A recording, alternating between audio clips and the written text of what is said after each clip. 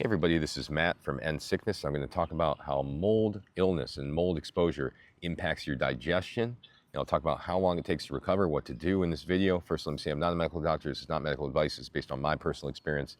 So back to the topic here. How does mold affect your digestion, right? So what happens is when you have exposure to mycotoxins, you have these ongoing IgE responses. And when the mycotoxins come in, wherever they are, you're having inflammation occur, and you're having this chronic inflammation that ensues systemically throughout the body. And when it comes in and you start having inflammation in your gut, then you start to have a lot of problems when it comes to digestion, because digestion, often depends on bacteria, but it also depends on enzymes and acid and whatnot. So if your bacteria gets knocked out from the mycotoxins and all the IgE reactions, all the immune reactions from the mycotoxins in your gut, then you end up in a situation where you don't have enough good bacteria to break down your food, right?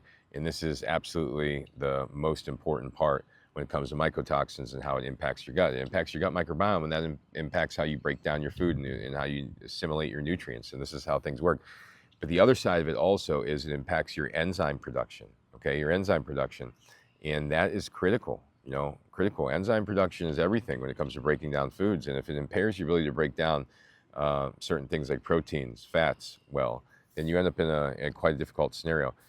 Things like trichothecenes, which are certain types of mycotoxins, they affect the pancreatic system in a way which it stops their ability to break down proteins. It stops producing the protease enzymes in the same amount, and you start to have issues of breaking down things like eggs, dairy, nuts, seeds,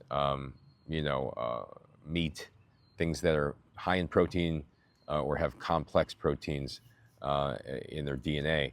And these things end up becoming problems with people who have mold exposure. They keep eating these foods, they keep getting triggered, and this is what happens. Their symptoms get exponentially worse, and they don't realize it's tied to what they're eating, because what's happening is that they're not breaking down the food they're eating due to the mold exposure, because their bacterial environment is thrown off by the mold exposure, and the enzymes are deficient. And the last part is when you have chronic mold exposure, typically people have gallbladder backup as well. When they have gallbladder backup, then you end up in a situation where you're not breaking down your fats. Not only are you not breaking down your proteins well, but you're not breaking down your fats well as also.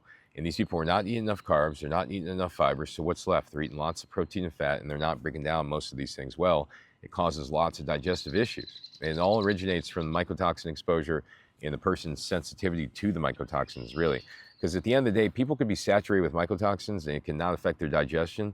But if someone is super sensitive to mycotoxins, then when they start having these things come into their body, into the gut, it causes all kind of inflammation everywhere, all throughout their body.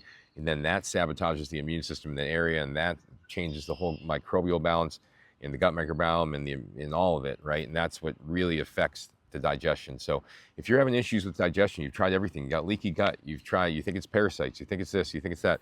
In my experience, I thought it was parasites, I thought it was this, but the reality was it was actually mycotoxin sensitivity, it was mold sensitivity, and there was mold in the air, and I had antibodies that my body had produced to it.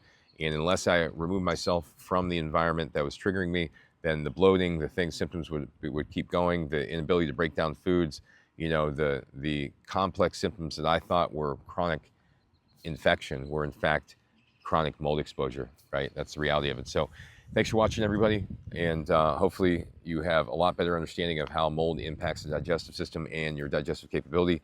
And if you want to know how to be able to get over it, let me just say this. The best foods are going to be low protein, that are going to be moderate fat or plant-based fats.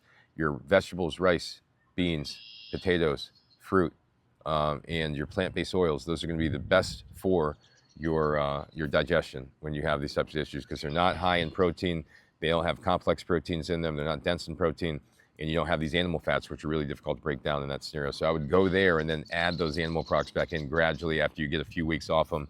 Get your body to a point where your immune system is stabilizing, you're not reacting to foods, your gut's healing, and that's the key. Thanks for watching.